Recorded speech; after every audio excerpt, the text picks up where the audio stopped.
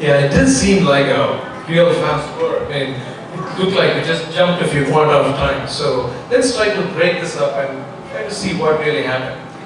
So King Dashrath granted the two boons that Kaikeyi had asked for.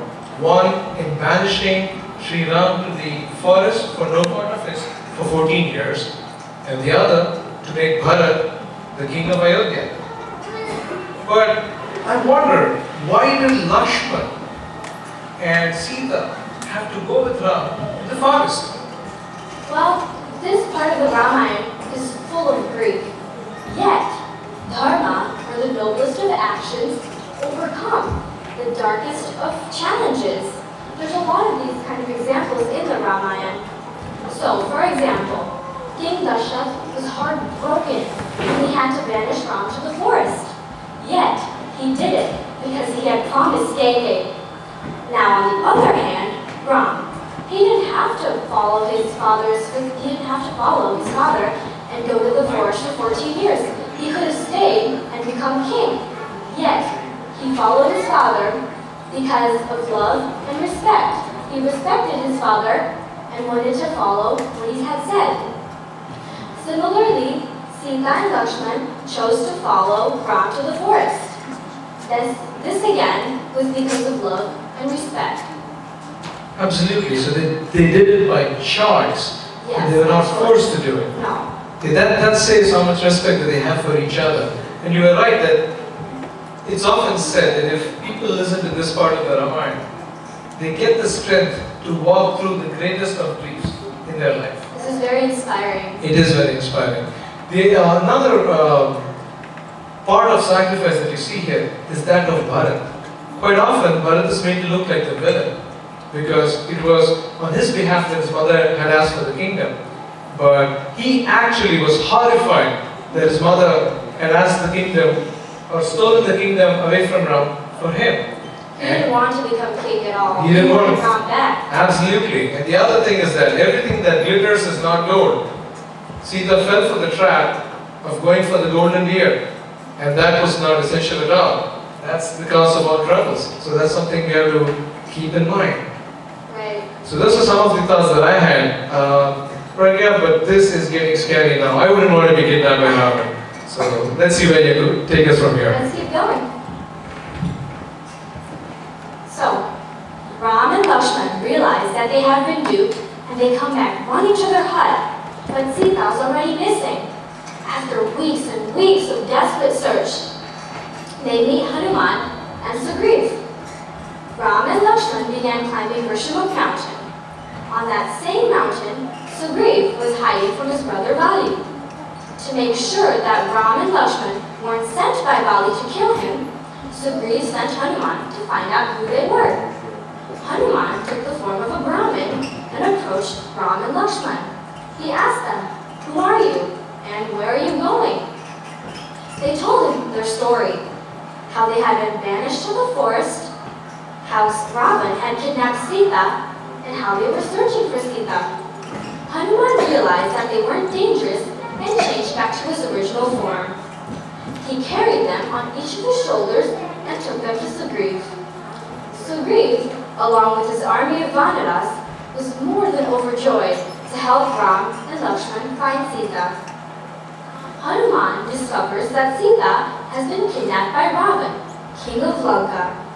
Ram and Sugriv organized an army of monkeys called Vanaras, and together they reached the seashore.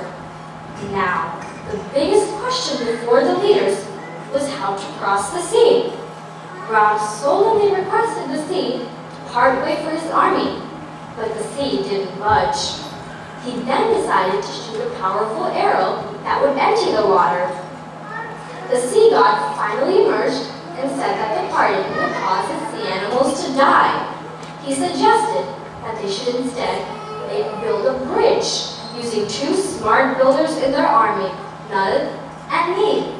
He told them that any rock with Sri Ram written on it will float to make the building easier.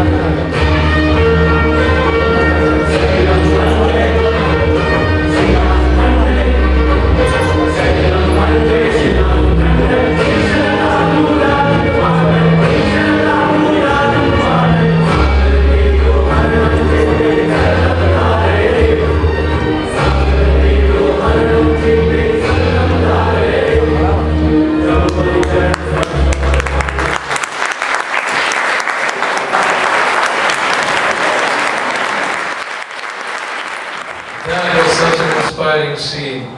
I'm so glad that the Vanaras came to the help of Sri Rama and Sri Lakshman. Especially Hanuman. But I'm wondering why, Ram and Lakshman didn't ask Bali for help. That's a great question. Bali was the king of Kishkinda and he was a very, very powerful Vanar. And he had defeated Ravan in battle before. So why did Ram not ask Bali?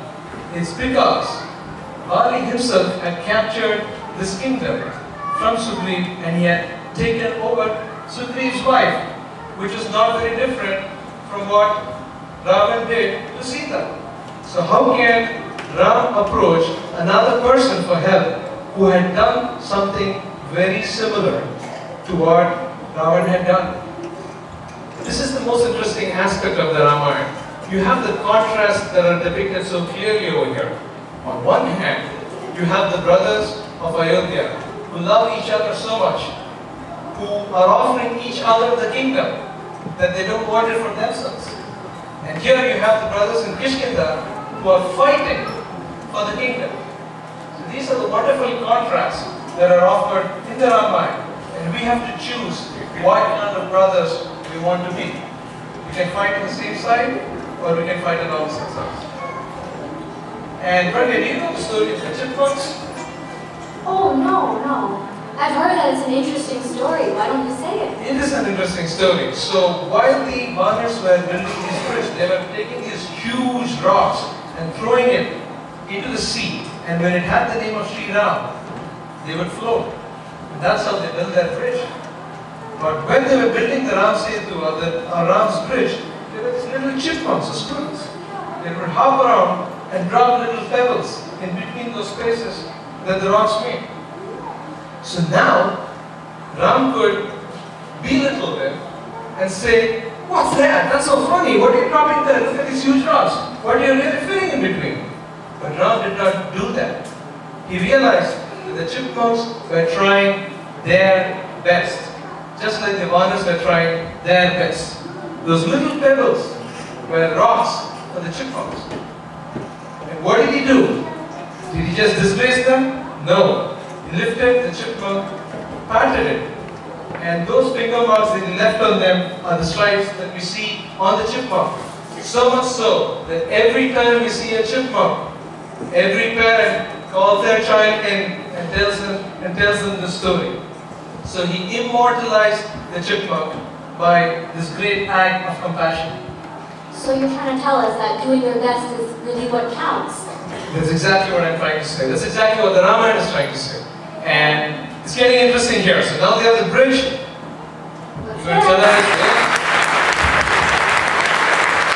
Ram arrives in Lanka with his army of monkeys. He gives one final warning to Ravan by sending his messenger Angad.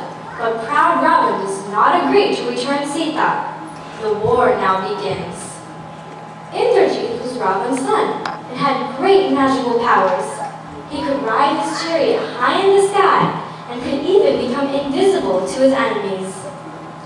His birth name was Meghnad because his cry, sounded like thunder. But when he defeated Lord Indra, king of the Devtas, he was named Indrajit, Jeet meaning victory. So Indrajit meant the defeat of Indra. This was a very honorable name for him. Here, we see Indrajit preparing to go to war.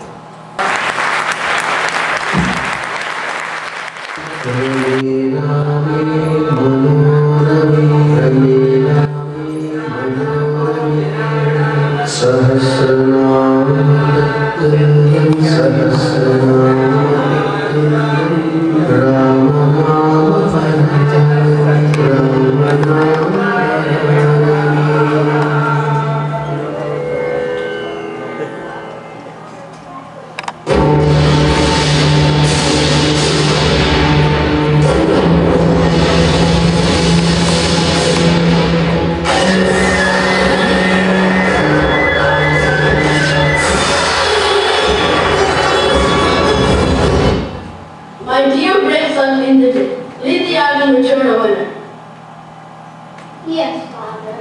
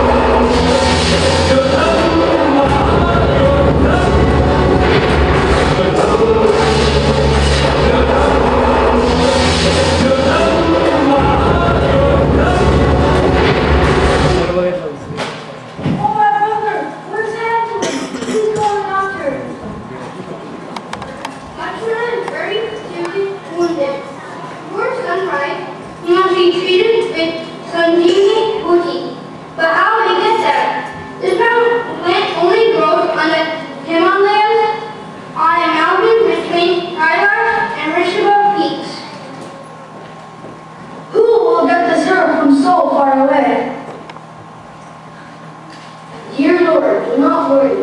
I'll go get the doctor, go to the Ramayan to get the medicine before sunrise. Please give me the medicine. Dear Hanuman, go and get the medicine.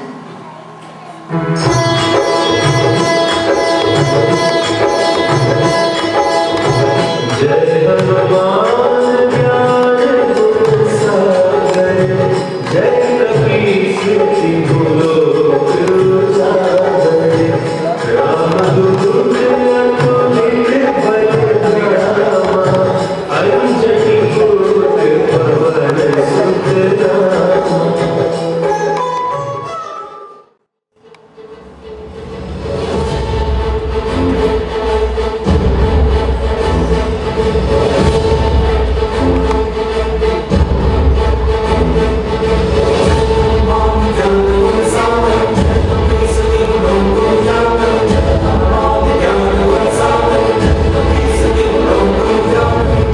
Dut Atulit Bhaja Rama, Anjani Put Pavan Sut Rama.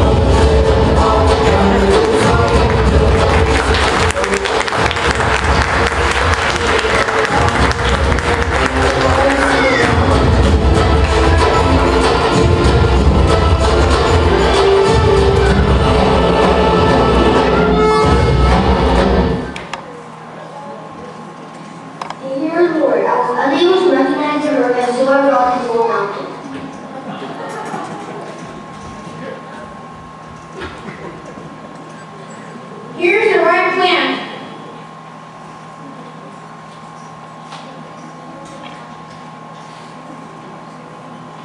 Oh, my brother, you're alive. Thank you, doctor. Thank you, Hanuman. Oh Lord, if Indrajit does his yapuna, if he succeeds, he'll be immortal. He must be stopped. Lakshman, my brother, go and attack Indrajit. Indrajit, stand up and fight me. I will not let you complete this yagna. It looks as if you escaped my attack earlier. This time with no mistake, I will kill you.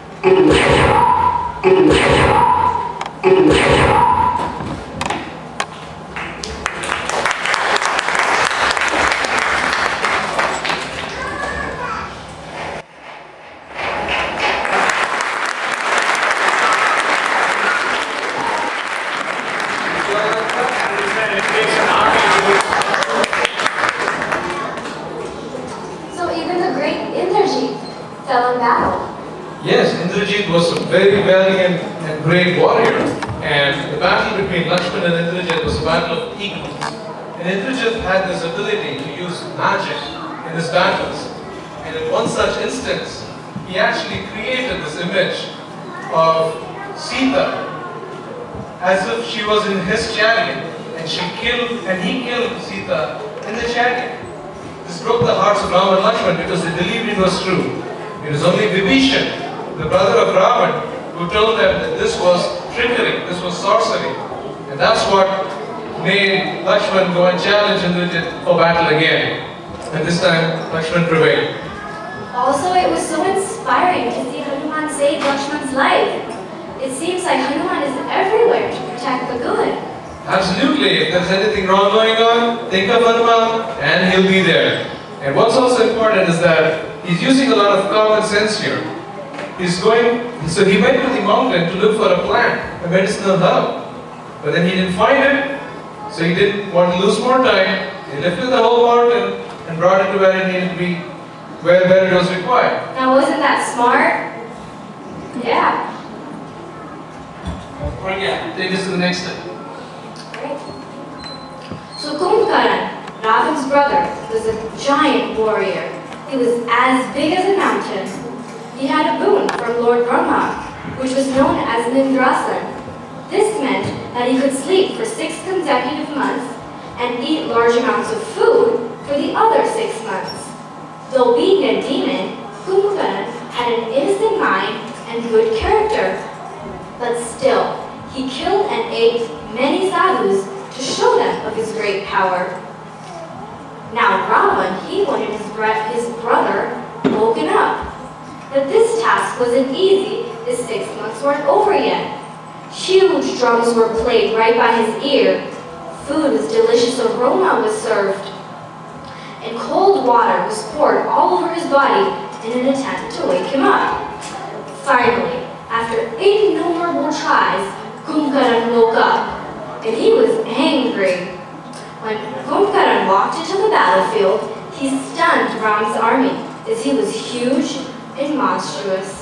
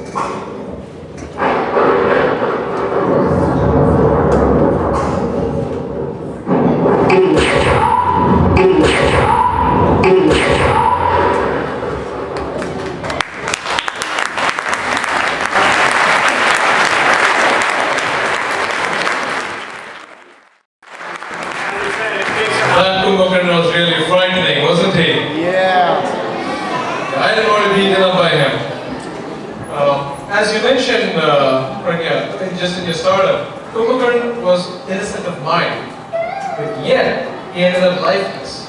Isn't that a little unfair? Yeah, well, Kumbhakaran, he had a choice to make, right? He had a choice to make. And by fighting in Ravan's army, he was making the wrong choice. And so that's why he ended up lifeless. That's so true. We have a choice to make in our life. We have the good and we have the bad. For whatever reason, if you decide to fight on the side of the bad, then that's the bad choice that you're making. And at some time, you'll have to pay for it. It's a little unfortunate, but it's not unfair. So now, Ravan has lost his sons, he has lost his brothers. What's he really going to do? She's not telling me.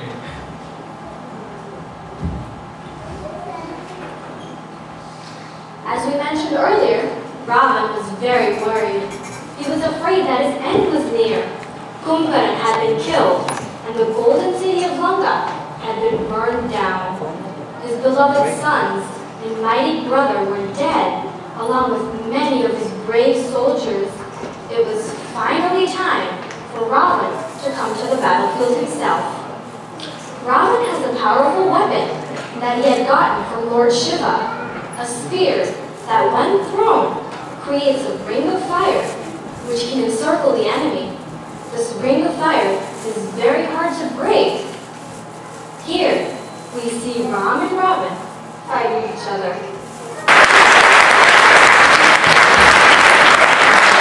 It takes an army to put this together.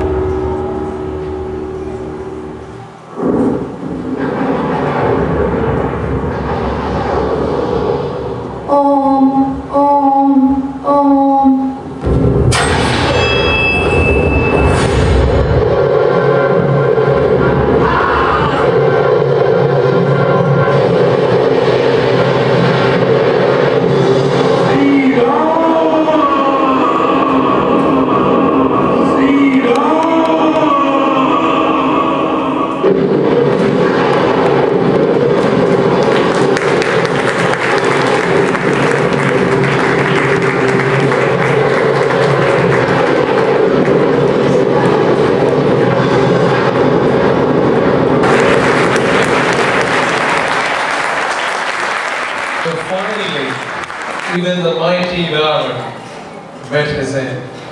But this was a fiercely fought battle between Ram and Ravan. They were of equal skill, and neither of them had met another warrior of such great skill. Did you know, Branga, there's an interesting fact that Ravan was one of the greatest devotees of Lord Shiva, and he was also very well versed in the Vedas. He was a man of the scriptures. He was also a glorious king of a magnificent kingdom, you know? So when his mind was set right, he had a wonderful kingdom. He had a very prosperous kingdom which is well described in the Ramayan through the eyes of Hanuman. But once he starts this arrogance to let him feel that he's mightier than the others and that he's invincible and that he can crave and take what belongs rightly to someone else, that's where the end began. And that led eventually to the destruction of him, his family, and his entire kingdom. If you think about it, let's try to trace back where things started going wrong for the king of Lanka. Well, first of all, he led himself to be led by Shurpankhar. She brainwashed him and caused him to kidnap Sita, which he shouldn't have done. And he shouldn't have listened. He let himself be brainwashed by someone who was there for personal revenge. So that basically tells us that we should be very careful about the kind of people we listen to and the kind of words we take for as advice. Another thing, if you have noticed, many people actually advised him against stealing someone else's wife, but yet he went and did it. So that means, the second thing is, we must learn to listen to people who give us good advice. And therefore, we must have that ability to judge between good and bad. So, with this, is everything going to be fine now, or is something going to go wrong from now on? Well, I mean, Raman is dead, so nothing can go wrong anymore. Well, that's true. It's said often that with the demise of Ravan ends the avatar of Ram. And from there on, he simply became a king of the Ikshvakus. Let's see what's going on in Ayodhya though.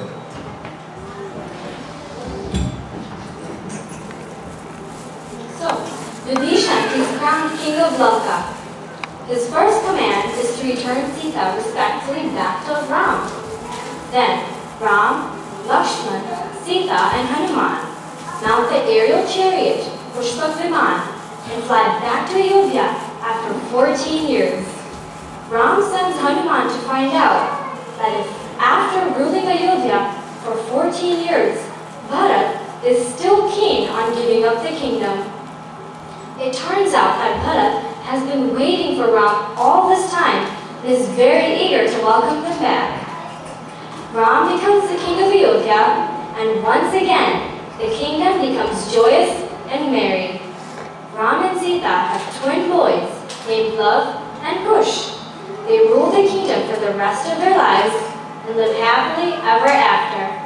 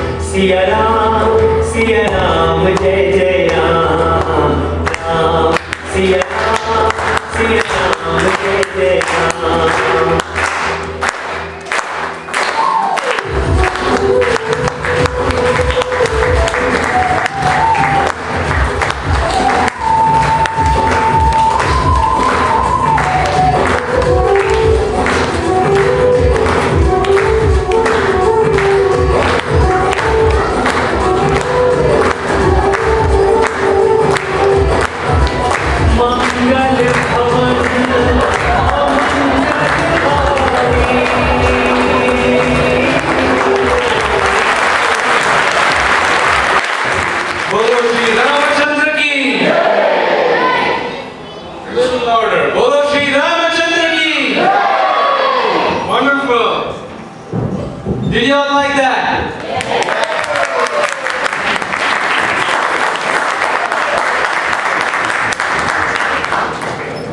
My Sutradhar Pragya is backstage because she's out there to perform something very important.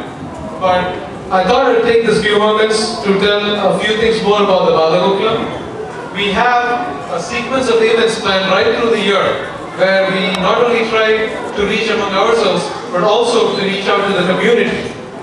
Some of these being a Surya Namaskar Marathon or a Health for Humanity Yogathon that's conducted in the month of January. After that, we have the Guru Vandana program, which is coming up in the month of May. It coincides with the Teachers Appreciation Day, and it's an opportunity for all the students to invite the teachers, to honor them, and to show them their culture, to show them their roots, and to show how important a teacher is to a student's life. Besides this, we have programs in Diwali where we raise food and we donate it to a pantry. We have the Ganesh Puja Utsav, which will be in a couple of months from now. So if you have not, please give us your email, watch the space in your email ID, and you'll get all the information about all the programs that we have.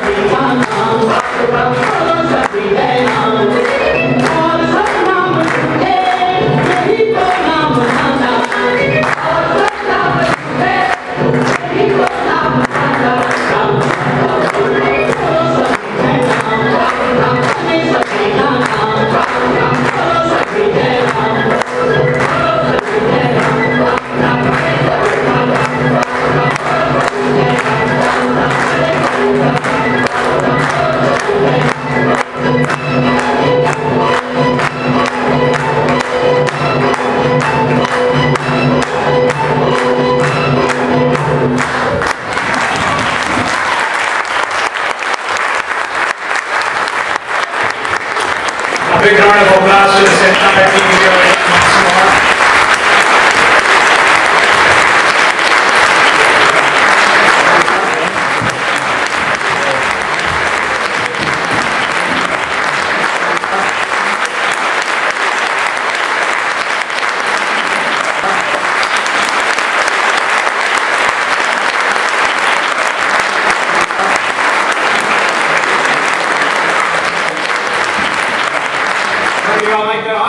job. Big round of applause to our future Bollywood, Hollywood actors and actresses. Big job.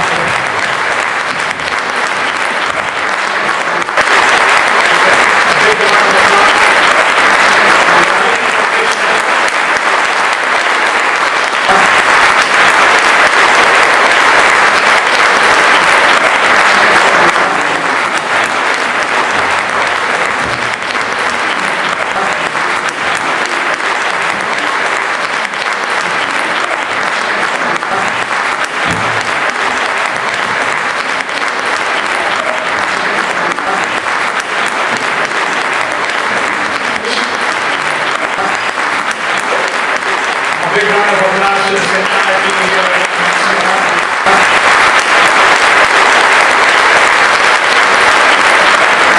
As I said, it takes an army to put this together. Between all the schedules for these kids and those who are coming to Balagokulam, some of the leaders have stepped up to the challenge here, planted a seed of values here, moral values from Ramayan place standpoint. So again, on behalf of the parents, on behalf of the Naperville Aurora community, I think you folks have done a fabulous job. I think you can walk away today with a deep sense of gratitude from all the parents here. And also, I'm sure you have a big sense of accomplishment on the staff, which is probably for the first time that we've done here in Naperville Aurora. Again, big round of applause.